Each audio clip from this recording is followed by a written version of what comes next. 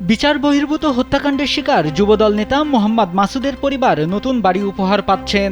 বিএনপির ভারপ্রাপ্ত চেয়ারম্যান ও আমরা বিএনপি পরিবারের প্রধান পৃষ্ঠপোষক তারেক রহমান এ উপহার দিচ্ছেন। শহীদ মোহাম্মদ মাসুদের পরিবারের জন্য নবনির্মিত বাড়ির চাবি হস্তান্তর করবে আমরা বিএনপি পরিবারের একটি প্রতিনিধি দল। অনুষ্ঠানে লন্ডন থেকে ভার্চুয়ালি প্রধান অতিথি হিসেবে উপস্থিত থাকবেন বিএনপির ভারপ্রাপ্ত চেয়ারম্যান তারেক রহমান। এ সময় আরও উপস্থিত থাকবেন বিএনপির কেন্দ্রীয় নেতৃবৃন্দ। 5 ফেব্রুয়ারি সোনাগাজী উপজেলার চরচান্দিয়া গ্রামে ঘর হস্তান্তরের এ অনুষ্ঠান হবে। মোহাম্মদ মাসুদ ফেনীর সোনাগাজী উপজেলার যুবদল নেতা ছিলেন। অত্যাধুনিক ফিচার সম্বলিত বিভিন্ন সাইজ আর কালারের 250-টিরও বেশি ডিজাইন অপশন নিয়ে ওয়ালটন স্মার্ট ফ্রিজ, বোঝে আপনার প্রয়োজন। 2016 সালে বিচার বহির্ভূত হত্যাকাণ্ডের শিকার হন। মিথ্যা মামলায় তাকে ক্রসফায়ার দেয়া হয়। এরপর তার স্ত্রী ও 10ম শ্রেণীতে পড়ুয়া একটি কন্যা সন্তান অসহায় জীবনযাপন করছেন।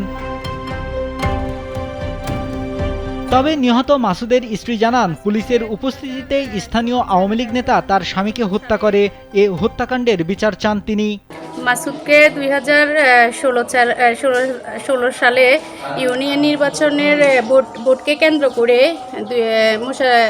চরচান্দিয়ার চেয়ারম্যান, আওয়ামী লীগের চেয়ারম্যান মোশাররফ হোসেন মিলন চিটং থেকে ধরে নিয়ে আসছে। 3 দিন পর্যন্ত গুম করে ওর উপরে অত্যাচার চালাইছে। 25শে জুন ওরা ওকে নিজ হাতে গুলি করে মোশাররফ হোসেন মিলন ওকে হত্যা করছে। আমরা হত্যার বিচার চাই। মাসুদ ভাইকে আওয়ামী লীগের সন্ত্রাসীরা মেরে ফেলছে।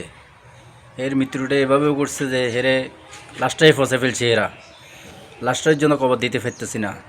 এখন তারেক রহমান সাহেবকে আমাদের তরফ থেকে অনেক ধন্যবাদ। মাসুদ ভাইয়ের পাশে দাঁড়ায়। মাসুদ ভাইয়ের মেয়ে একটা ঘর দিয়েছে, তার মেয়ে আছে একটা নিউ ক্লাস 10-এ পড়তেছে। মেয়ের জন্য ভবিষ্যতে তারেক রহমান সাহেবের কাছে আমরা আশা করছি যে একটা মেয়ের জন্য একটু খেয়াল রাখার জন্য। বিএনপির ভারপ্রাপ্ত চেয়ারম্যান তারেক রহমান মোহাম্মদ মাসুদের অসহায় পরিবারকে বাড়ি দিচ্ছে, এতে খুশি স্থানীয়রা। তবে তার হত্যাকাণ্ডের বিচার যেন হয় তার নিশ্চয়তা চান তারা।